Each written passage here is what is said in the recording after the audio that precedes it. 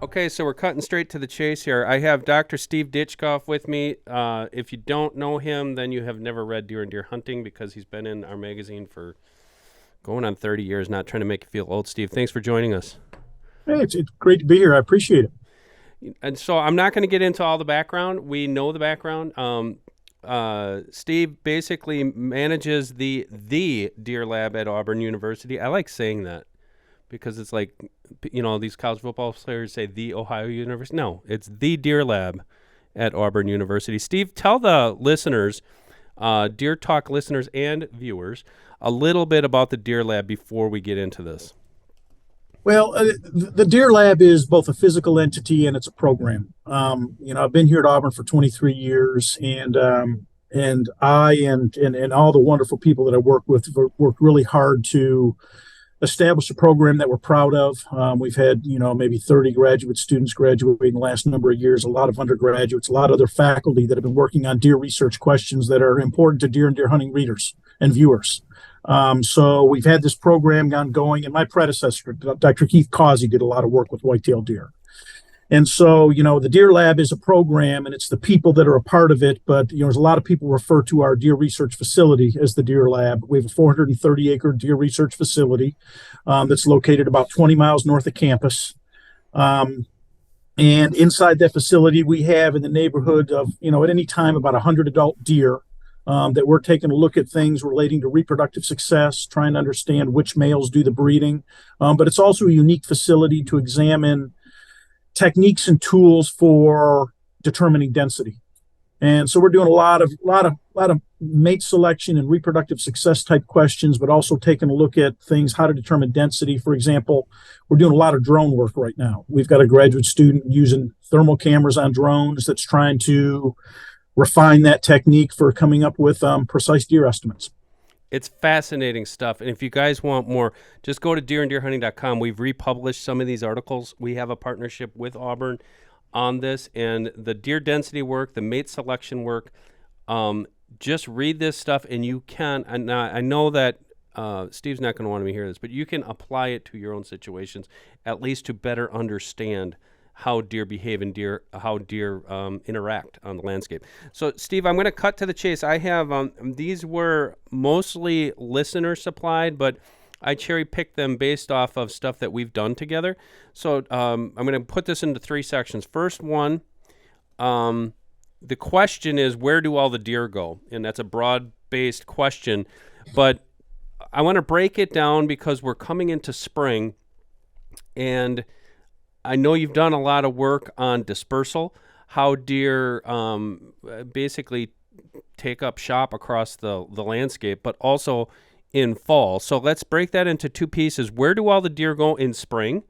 From last year, a doe's got two fawns, a yearling buck is now dispersing, and then I'm going to flip the question to fall. So let's start with spring. Where do all the deer go coming out of winter into spring, and how do they disperse across habitat?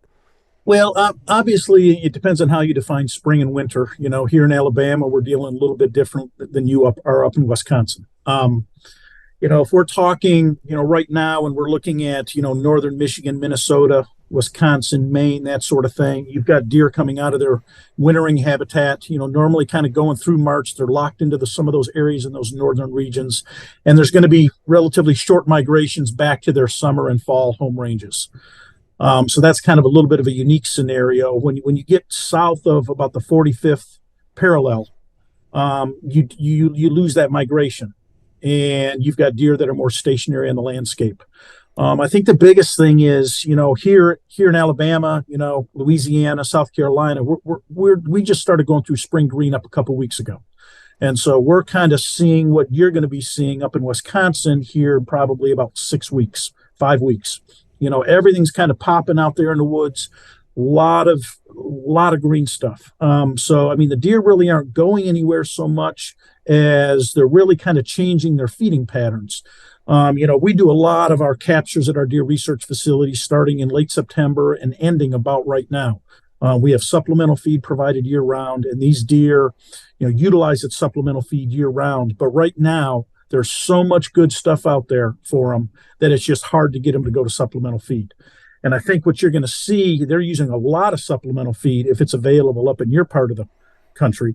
But you're going to see the same sort of pattern, in late April coming into May, where deer really go onto natural browse for the next couple months. And so it's more of a kind of a pattern thing in terms of what their behavior is.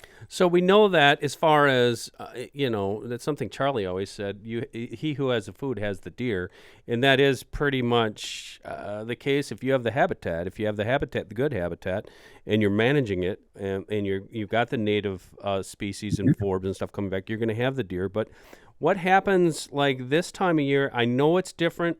I skew my thoughts towards the Midwest and the North because that's where we live, and let's face it, that's where the preponderance of the deer hunters are. But you have Alabama, Georgia, Mississippi, the Carolinas, you Oklahoma. You have these southern states. Do those deer are there seasonal? We call them migrations, but they're seasonal movements. Are they that distinct? When you're looking at a southern deer versus, say, a quote-unquote northern deer? Well, spatially, I think what we're seeing kind of coming out of winter and going into spring and summer is we see a condensing of their home range. I describe this to our students is there's multiple things that affect home range for all mammals, and one of those is season. And when we're looking at coming out of winter, going through spring and into summer, is we're taking a look at a massive improvement in resource availability, specifically food. And if you don't need to wander as far to find it, you're not going to wander as far. And so you're going to see these animals, you're going to see these individual deer, say, go from 600 or 800 acres that they may be covering during winter coming out of the breeding season and condensing that down to 300, or for short periods, sometimes far less than that. Yep. With some of our work that we did, you could drive to the same intersection every evening and see that deer within 100 yards of where it was, for 2 weeks, 3 weeks. You could go with it at, pretty much any time with a radio collar and locate it right there. If they don't need to move, they're not going to move very far. But you'll probably see them kind of shift their spatial use of the landscape depending upon what resources are available. If something's heading out, for example, we used to see that in Oklahoma when the sumac was heading out, and we'd find them eating those sumac heads. But prior to that being available, they may be a quarter mile away utilizing some other resource. So you're going to see them really condense and try and focus on those resources that are available. What about let's talk about female dispersal? Is it the way John Ozoga described it to me back in the day was when you had these overlapping home ranges of maternally linked females, you would have, let's just say, for all intents and purposes, let's just say a couple square miles. And within that couple square miles, you're going to have overlapping rings of maternally related females. But then when you get to spring, the way he described it to me is you have high rent and low rent. You have high rent, which means the physically superior matriarchs are going to take the best habitat, and they're going to basically push those other females to the lower rent areas. And the way I programmed my rock farmer, translation redneck brain, into this was I could see that in fall because I could set my watch on killing a yearling doe in the crappiest fallow field that I had access to, because she was living there all fall because that's what she was pushed out to. Is that the case? Yes or no? And is it the case all across the country how females live on the habitat? I think it's a really good question. I think there's still a lot of information that we need to learn on that. What John described is, what some people have termed the rose petal hypothesis, yep, where you have these juvenile female or younger female with partially overlapping home ranges. The degree to which they overlap or they don't overlap probably varies considerably. Deer are not territorial, so they're not defending space. They're able to utilize that space along with, an inferior female along with a more dominant female. They're able to utilize that same space, and they will. But the reality is there hasn't been a lot of money put into research to understanding kind of those spatial dynamics of females. That question that, the information that you got from John, that they did back there, a lot of the work they did back in the 70s and the 80s and the early 90s there in Michigan was really, really cutting edge. And unfortunately, we really haven't had agencies follow up with that to try and understand the specific details. But I think a lot of it's there. I mean, more dominant females gain access to better resources. Whether or not to the degree to which there's exclusion going on, is kind of poorly understood, however. That's a great point that you make, because I agree with you. That was the Cousino Wildlife Research Center that John worked at, and Lou Verm, his mentor cohort, worked there too. I wish we still had those days where you had states pouring that. It wasn't tons of money, but it was time, it was resources to understand these things better, because today it seems, Auburn excluded, it just seems like a lot of the research that we see is a little bit more case in point on things that aren't educating us on exactly how this creature exists on the planet.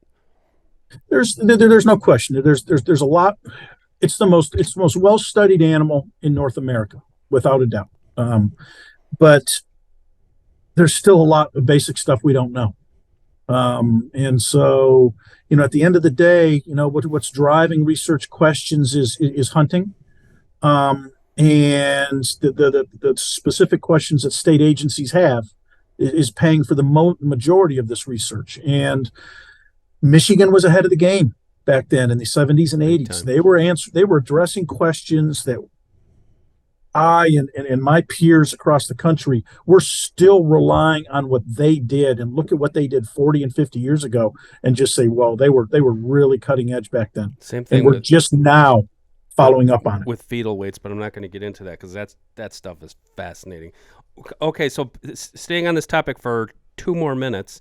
When I say where do all the deer go, we do know through some data, and that would be National Highway Institute data on car deer crashes across the country. They seem to be higher in spring, and they seem to be higher during the rut. Why is that? I think you have more movement. I think the biggest thing is obviously during the rut, that is the time of the year when you've got the greatest movement rates. They're moving more at night. They're moving more all 24 hours. They're just covering more ground, and as a result, they're crossing more roads. But they're also crossing more roads at a high rate without just kind of walking. They're running across roads. If you take a look in spring, we don't here in the South, we don't see this uptick in spring so much in terms of deer vehicle collisions, because I don't think we have deer that are changing real estate so much. We don't have that harsh winter that's kind of pushing them into new areas, and as a result, they're moving back into their summer, fall habitats. And so I think what we're seeing in more of the colder regions, when Oklahoma falls into this a little bit, but obviously, Michigan, Wisconsin, Pennsylvania, New York, you have deer that are shifting real estate from more of a little bit of a winter range to a summer range, and they're dealing with roads that they are a little less familiar with. I think that's one of the big things is they're familiar with the traffic patterns. Familiar with the traffic patterns. One thing I was hoping you'd go towards was, does female and male dispersal have anything to do with it in spring, in your opinion? Yes, you've got particularly male. There's not as much going on with female, but particularly with juvenile males between a year and a half of age, you're seeing them begin to go and explore new areas. During a dispersal period, you'll have these young males that they may go check out a new area 3, 5, 7 times. And as a result, they may be going 3 to 10 kilometers back and forth between these areas. And they're crossing a lot of roads. And, it's kind of a cartoonish way to put it, but, they're playing Frogger. Yep. They're having to make it across a lot of roads that they wouldn't normally be crossing. And in unfamiliar territory. Perfect. Okay, number 2. I believe is number 2. Yes. I want you to give me a broad-based, or give the listeners and viewers a broad-based view on how do deer respond to hunting pressure. Now, I'm going to preface this by saying you guys have done some specific research on this topic. And one of the points that I remember is one, and I can't remember whose study it was, but it was in Mississippi that said if it was just one hunter per 75 acres, that had a significant effect on buck movement during hunting season. But let's go back and I'll pose the question to you. If you're going to start, let's just pretend it's, I know some states are different. I know Florida has states or seasons that open in August, but let's just go from September 1st to the end of January. How do deer respond to pressure, both bucks and does? I think the first thing to mention is, and I think all deer hunters need to remember this, and they'll be better deer hunters for it, is just to remember what deer do for a living. Is they stay alive. Plain and simple, that's what they do. They do it 24/7, 365 days a year. And the majority of us, we're weekend warriors. We go spend a couple hours in the woods. Those of us that are really serious are out there shed hunting in the spring. We're planting food plots. We're scouting our hunting spots. We're putting out cameras. But we still only spend a fraction of the time in the woods that deer do, and our senses we're numb compared to their ability to detect what's going on. And so I think that's the first most important thing. And so if we accept that they're really good at detecting pressure, whether that be predation from coyotes or pressure and predation from humans, then if we understand that they're really good at that, then we have to accept the fact that they're exceptional at detecting when we are there and probably detecting our patterns. And we have a lot of patterns that we can easily predict. Individually, you have patterns as a deer hunter. I have patterns as a deer hunter, things that we just do. But we also have patterns as humans that tend to be very predictable. And so you and I may be doing some things individually that are kind of deer are cueing in on. But as a whole, all of us as hunters are also contributing to that. We have a lot of things that we do the same. For one thing is we tend to hunt on weekends. We tend to go into the woods 30 minutes, 45 minutes before daylight, an hour before daylight. We tend to leave at the same time. We've all heard the stories about, boy, those deer move around noon. Well, we all walk out of the woods at 9, 10 o'clock. Either our bladder's telling us or our stomach is, or we're just cold, bored, whatever the situation. But then we're going back in around the same time, and then we're walking out at dark. We have all of these things that we're doing that are very patterned. And so we've done a couple of studies that have kind of taken a look at what is deer response to this pressure, to this general pressure. We've looked at it generally with some research that we did here in Alabama, and we looked at it more on a site-by-site basis in some work we did in South Carolina. The work we did here in Alabama was work that Kevin Wiskirchen was a former graduate student of mine. He's a deer biologist in the state of Missouri now. And he had radio collared deer out there. And so we examined movement patterns by day of the week. I referenced weekend warriors. The majority of us, unfortunately, don't have a lot of opportunity to go out during the week, But Friday comes, we've got our plans. We go get out Friday, Saturday, Sunday, but normally Monday through Thursday, we're not spending much time. And what we were finding was by the end of the weekend, daytime movement patterns, by Sunday were very low, and they were still dropping on Monday. And I think they were kind of at their lowest on daytime movement patterns, daylight movement patterns on Monday and Tuesday. And then they would start to rise Tuesday, Wednesday. They would kind of peak back up Wednesday, Thursday. And then they would slowly start to decline on Friday as all of us go to the woods. Here, and we did this work in Alabama. Here in Alabama, we have a 10-week gun season. So it's a little bit different than the compressed seasons that we'll find in Michigan, Wisconsin, that sort of thing. And so these deer, by the time our December, January part of our hunting season comes, they've been exposed to 6 weeks of bow season, 6, 7, 8 weeks of gun season, and we've trained them pretty well. And what do? We all fire up the four-wheeler. We all roll into these properties. The gate squeaks. We leave scent on the ground. And all of these deer say, yep, it's Friday again. and you'll see those daytime patterns decrease. They move less, they move shorter distances, they move at a slower rate, all of those things. And so by Sunday, it's a tough hunt because we've trained them for 3, 4, 5, 6, 7 weeks. And some of these deer, like the ones behind you that you have mounted, we've trained them for 5, 6, 7 years. That they've learned that, okay, I'm not moving. And I did read you actually wrote articles for us on this. As the season progresses, that reaction time's much quicker, correct? Like on a deer, like we get first week into the season, it might adjust things, but now you got 2, 3, 4, 5, 6 weeks of this. The deer say, "Yep, it's Friday" or whatever. It's almost that simple. And its fact is how it's shutting the activity down. There's no question. The more pressure, the greater the response is going to be. And I was just shocked. And I've spoken to some people that are pretty good deer biologists that have seen us presentations on this and read our results. And they've said they've started to hunt Thursday and they've seen their success go up. That's what I used to do. I would take off in the middle of the week. I would use my vacation days, 1 or 2 at a time. With more than 70 years of experience in the animal health and nutrition industries, Analogics Outdoors brings its unique expertise to the science of deer feed and attractants. For more information, visit analogics.com. How is it affecting, in the study specifically, is it affecting how deer use the landscape, or is it just affecting how they're moving about during daylight? We weren't able to take a look at how they were using the landscape. We wanted to. In a perfect world, we would be able to. Our issue is there's just so much natural variability out there from deer to deer and from day to day. And one Wednesday it's raining and storming, the next Wednesday it's bluebird.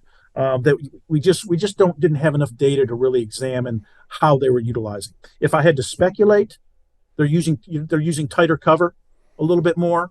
If they are moving, they're moving in cover a little bit more during those periods when there is pressure. But like I said, we're seeing a decrease in movement, but they're not just laying there. They're not just laying in the thicket the whole time. They have to move. They're just moving under cover. But as I indicated earlier, that's kind of the temporal pattern that we found. In South Carolina, we took a look at it on a deer by deer basis, and what happens when one person goes to the woods. If you're hunting your piece of property, and even if you're going in there on Wednesdays and Thursdays, what's happening to that deer after you go and hunt? And so we had the ability on this piece of property to document this is a 15,000 acre piece of property that all the hunters are put out at their stands, and they're hunting out of set stands. They're not wandering through the woods. They're only walking about 100 yards to their stands when they get dropped off. So there's not creating a lot of disturbance. And we went in and examined what was the probability of these deer of our radio collared deer coming to food plots in the days following when that food plot was hunted. We didn't look at whether a shot was fired or anything like that, but we had we probably have 2,000, 3,000 individual hunting days or evening or a morning or something like that. And what we found is there was a substantial decrease in the probability of deer stepping onto these food plots in the 1, 2, 3, 5 days following when a spot was hunted. Wow. So if I went out and I hunted a stand on Saturday, I don't want to go back in there on Sunday. It's not a good spot. I don't want to go in there on Monday, on Tuesday, and Wednesday. And it's just the fact that we're creating disturbance that we're not aware of.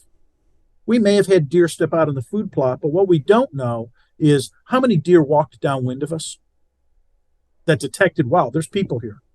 How many deer walked across our scent trail in the hours after we left the stand, where they say, there's people using this area. I'm hesitant to go out there during the day. And so, when I was a young hunter, I'd hunt that same tree stand for days on end, Friday, Saturday, Sunday for 6 weeks, 5 weeks, 4 weeks. And, we're and what do we do as hunters we're becoming very lazy in general as the hunting public. We plant food plots and that requires work. But when we plant that food plot, we're building these shooting towers. We've got a nice chair like what I'm in, a little bit worn down, but it's comfortable. It's warm. It's out of the weather. I can close the little windows if it's raining. It's a great spot for me to take my son or daughter, because they're enclosed. They can play their little video game. If I'm running a little bit late, what's an easy spot for me to slip into in the dark, or just an hour before. We hunt these spots over and over and over again. Is really what I'm saying, and we're telling the deer what we're doing. They know the patterns. We see similar data with coyotes and pressure on deer. There's some neat data has come out of Georgia where if they fence coyotes with a low fence out of 100 acres, all the does go in there to have their fawns. They're building a map of where there's predation risk, and we're contributing to data to that map. It's fascinating stuff when you think about it. We actually have video. I'm almost going to laugh when you said about when the deer are paying attention when you're not there. And we actually have video from last year of Banks blind I got out of, was out of the blind for an hour. Here comes a big mature doe with 2 fawns standing there looking at that blind, blowing at it. I'm like, I haven't been there in an hour, but we're watching her. And what the interesting point that you also make is it's not just human pressure. It's like you said about coyote pressure and black bears and other things. Deer are going to learn how to survive. And from our standpoint as a hunter, that law of diminishing returns kicks in really fast, no matter how careful you try to be if you are hunting the same spot. So trying to be thinking about around that area and how can you hunt that area without hunting actually over the food plot. I think it's a really good point. I think there's a couple things to take home. If I go in there and hunt a spot in the morning, I'm not opposed to hunting it in the evening because it probably hasn't had much activity for deer to detect my presence between then. But I don't want to hunt it tomorrow. I don't want to hunt it the next day. Number two, we all love to deer hunt for a lot of different reasons. Number one is we like to harvest a big deer, or we enjoy the experience out there. Maybe it's venison. There's all these different reasons for hunting, but it's because we enjoy being out there. It's relaxation. It's therapy. I watch the sunrise, the woods come alive, or whatever it is. But we're so set on, oh my gosh, I need to go hunting. I need to go hunting. If it's not good, don't go. Don't go ruin that spot. Go to those good spots, and hunting sparingly. I think you can probably cut your deer hunting by 50% and probably increase your probability of harvesting a good deer. Just by being wise on when you go hunt spots. Make sure the wind's right. Try and hunt when the condition's best. I think we can do a lot of things to reduce the data we contribute to the deer. We're educating them all the time. Try and reduce that education, and I think we'll all be better deer hunters for it. Be smarter, be more judicious, and have options. That's right there in a nutshell. I think some good advice. Okay, I think be mobile. Be very mobile. And that's another thing. Back in the day, let me just finish off. Back in the day, some guys would say, "Oh, you have whatever, a small property. You know how it is. You grew up in Michigan, right? Yep. You have 10 acres. You have 20 acres. You have 30 acres. You have 40 acres. Well, you can't put that many stands out there." I said, "Yes, you can, because I could put 12 stands on 40 acres and really keep the pressure off the deer just based off of what you said. I'm only going to hunt the stand unless the wind is perfect. And it doesn't even have to be, I could get in there and the conditions are perfect, but you see the people that, and bless their hearts, they love to hunt. So do I. But you run out to that stand morning and night, especially you see gun hunters do this a lot. Well, that's my stand. If you don't have those options, there's nothing else you can do but basically blow deer out of there. And then by Wednesday of gun season, you're not seeing anything. But you're seeing deer, but you're seeing fawns and yearlings. Yes. You're not seeing the ones that you want to harvest, the ones that you've educated over the years. And when I say be mobile, you can have 10, 12 ladder stands on that piece of property.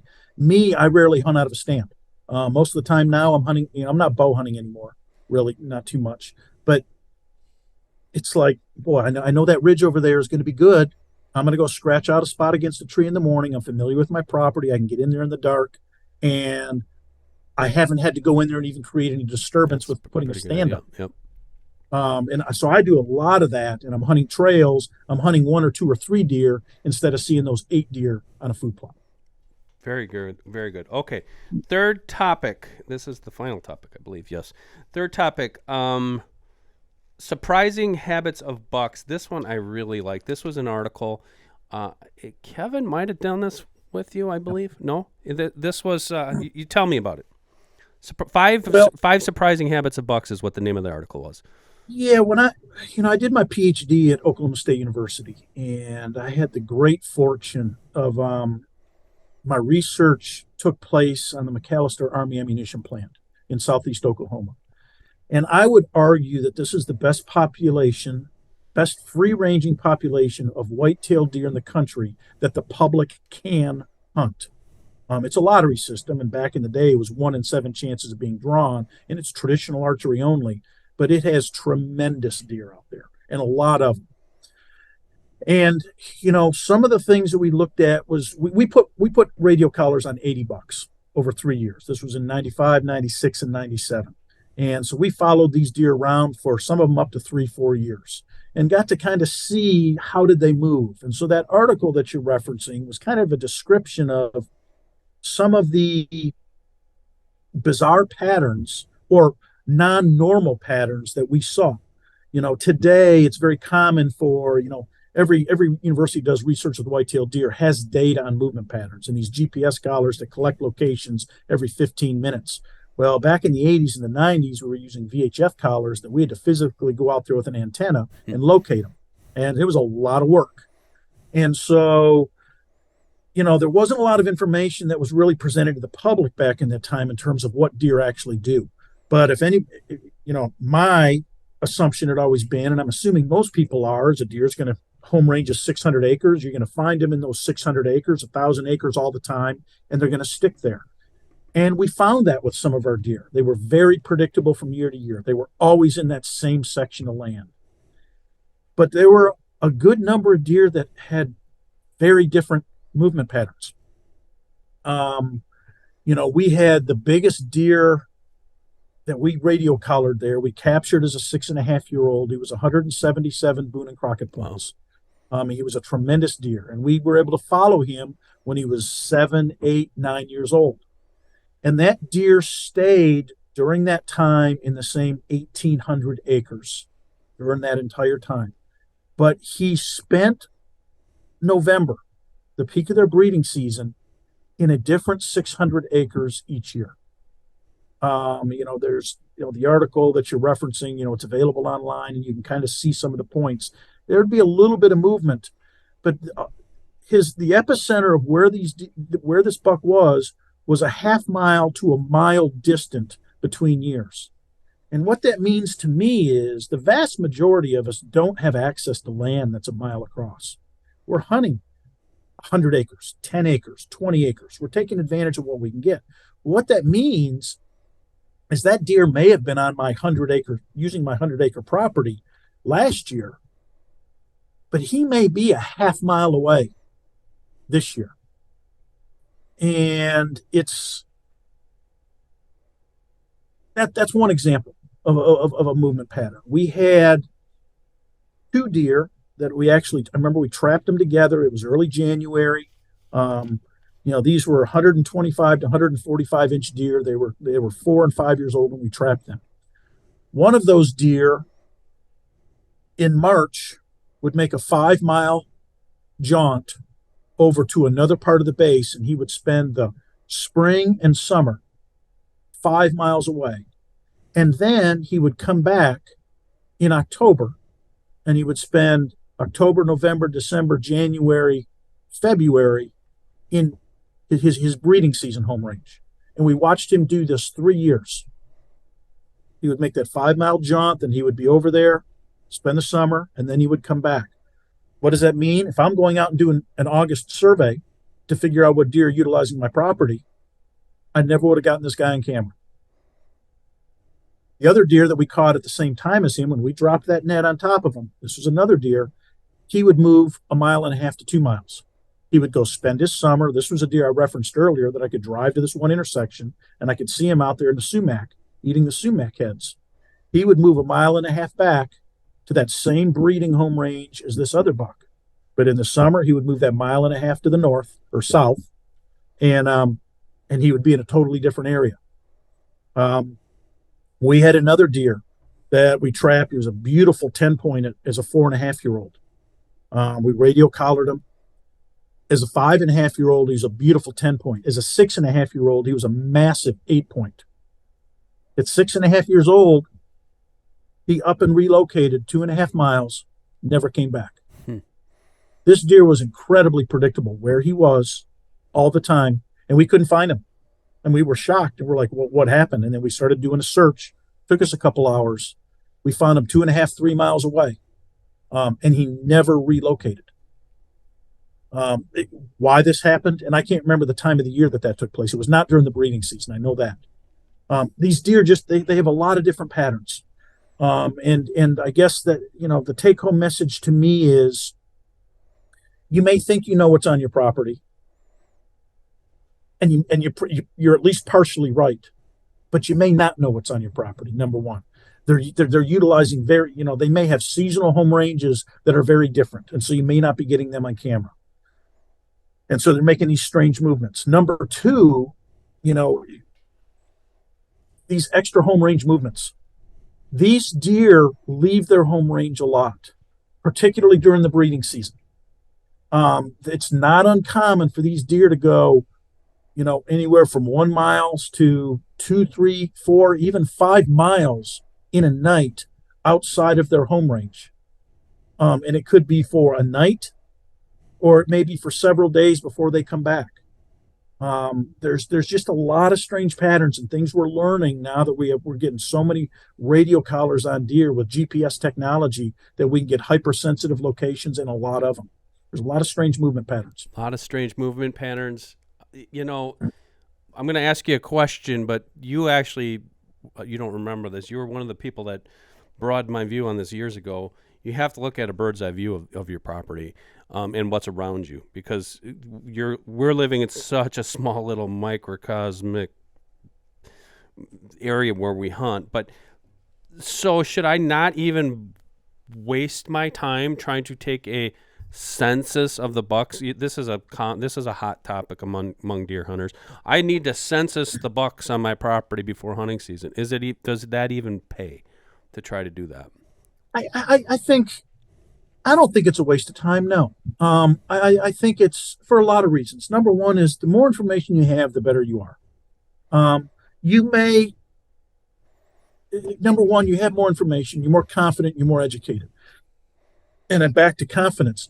I think that's a big deal too. If you've got confidence that you think you know what these deer are doing, that's going to make you a better hunter.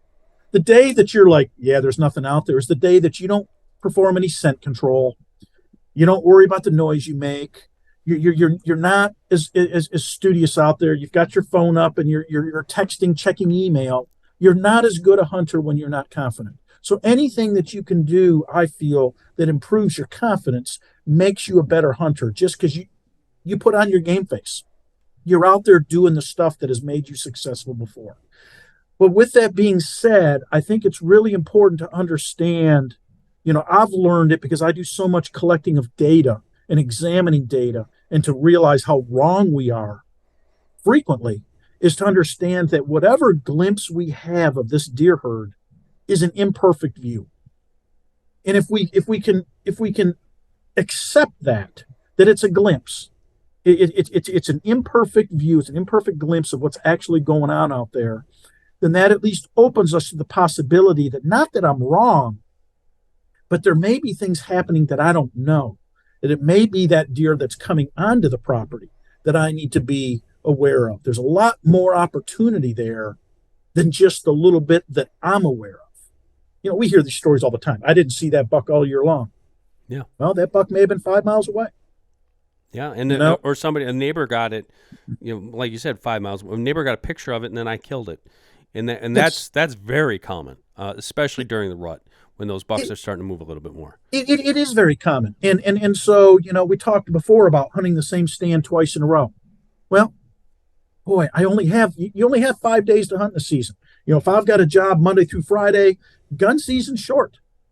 I'm not familiar with the Wisconsin rules, but gun season was 16 days in Michigan. It's That's 9 not a here, lot of yeah. time to get out Very there. short, yeah. Yeah. And so I've got this spot. The wind's right for it. Well, I don't know what buck's going to come by. That buck that I'm looking for may not have been through yesterday, so he may not know. My chances are a little bit less, but they're not necessarily less for that buck that was on the neighbor's property yesterday. And we don't know what the neighbors were doing, and the neighbors' neighbors, and the neighbors, as far as the pressure. So that is something that you have to have a short memory on when you're, especially a gun hunter. Control what you can control. I can control me. I can learn from other hunters. I love hearing about these hunting clubs which you have to write down and put what stand you're going to. Yeah. If I'm a member of that hunting club, I'm writing all this stuff down, because what they're doing is they're building a map of hunting pressure, and I'm hunting the gaps. That's the best place in the world to be. You've got just as many deer on that property as you do the next one. The problem is you've just created funnels for those deer to move between hunters. Well, I'm hunting those spots where people don't hunt at times when they're not going to be there. Yeah, so I control what I can control, which is me, which is when I go, where I go, and whether or not I'm going through my normal pregame routine of scent control and my approach to a stand, that sort of thing. That's about all I can control. I can control when I shoot, and hopefully I can control my nerves enough that my shot placement. Perfect. But the rest, there's a lot of stuff out of our control. Learn from it. Just be aware there's not a lot you can do about it. This didn't go where I thought it was going to go. It actually went in a better direction, and I appreciate that. Okay, we're going to end with a topic. I ask you this, I think, every time we talk. Steve, tell me your view, without being too politically correct about it. Chronic wasting disease, what does it mean for us as a country? What does it mean for our deer herds? Where are we sitting now? I know we don't know a lot about it. Are we going about it the right ways, and is there any kind of hope here? I think your first question, what does it mean for us? I think it's still unknown. There's more and more effort. There's greater technology available for us to understand what's going on with this. I think probably, the best example that what we're looking at here in the eastern U.S. is we're really watching Wisconsin and Illinois, because it's our longest running study side by side, and there's things that were done right and there's things that were done wrong. Looking hindsight's 2020, no different than the pandemic. There's things we did right, there's things we did wrong as a country. So where it's going, I don't know. The issues that I see is we're beginning to see evidence and examining of a decline in quality. We're starting to see that. I'm not going to point anywhere particularly, but when you have a disease that is 100% fatal, and it's out there, it's a real disease. Anybody that's saying it's not is sticking their head in the sand. Where it came from, there's a lot of theories out there on this, whether it's natural, human produced, jumped species, whatever it is. It's here. It's a real thing, and it's not a good thing. We're seeing declines in quality. Any disease that is 100% fatal, number one, and takes a number of years. This is not like a COVID type thing that's going to cycle up and down, that you can gain immunity to it or anything like that. We're seeing changes in a very slow change in our deer herds.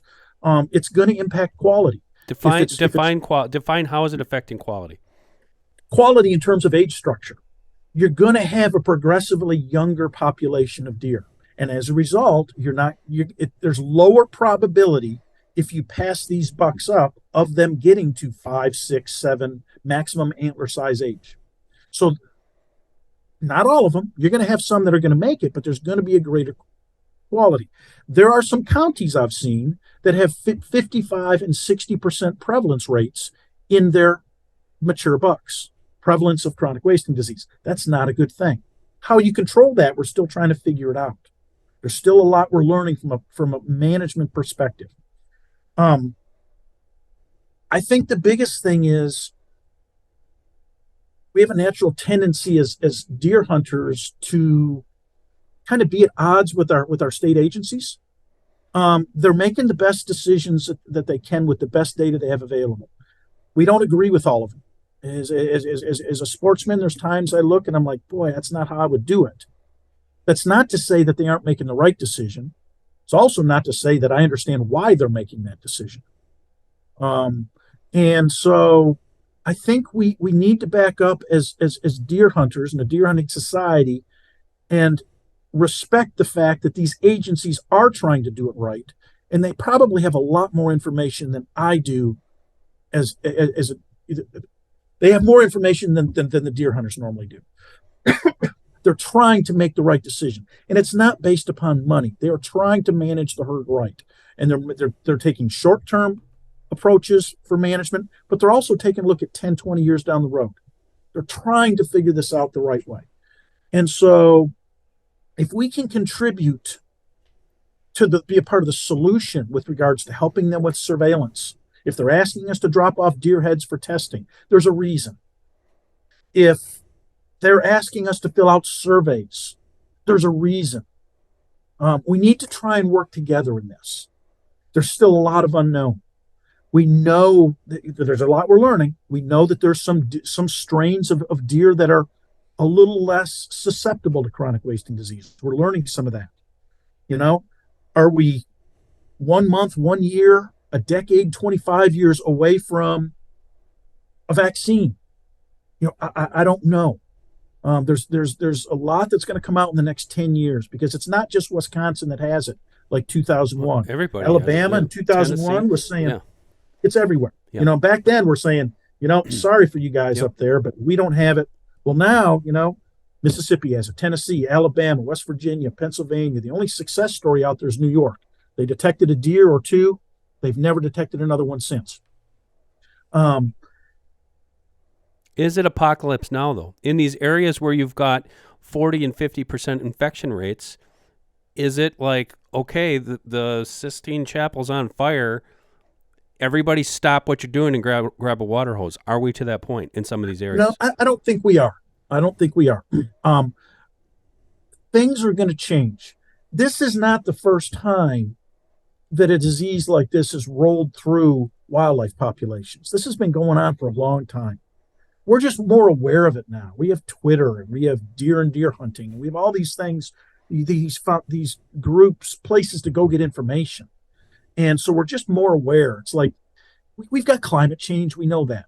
But, yeah, we've got bad storms just rolled through here in Auburn about the time that we started this. I got to, as soon as we leave here, I got to go to my deer research facility and deal with damage from a hailstorm. We had baseball-sized hail yesterday. It's not this massive increase in severe weather. We just advertise it better. So CWD is kind of like that to me. It's a really serious thing that I think we need to be addressing head on. The deer are going to survive this. We may have some changes in season lengths. We may have some differences in rules. You can't transport the carcass. You can't do this. It's an inconvenience and it's a pain in the butt. I'm impacted just like every other deer hunter. I don't like that. But it's a fact. The state agency's doing what they think is best for the state as a whole. And they're trying to make good decisions. Let's work with them. Let's work together in this. And 10 years from now, 20 years from now, we may still be in a similar spot, but we're going to be way more educated on it.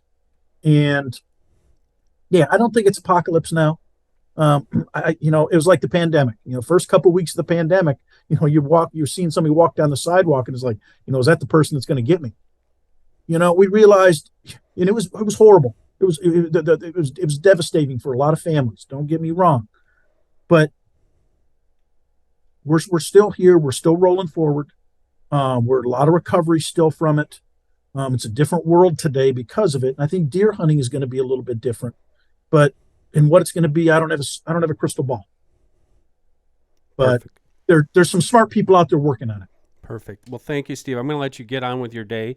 We want to thank you very much. And this is my abrupt way of ending the podcast, but thank you very much for joining us. Again, anybody who wants to find out more information that comes out of his brain, which is a lot, it's the Deer Lab at Auburn University, or do yourself one better. It's like for the cost of 2 cups of coffee, you can get Deer and Deer Hunting delivered to you either digitally or print-wise. I still prefer print. I still have ink in my veins. So, Steve, thank you very much for joining us today.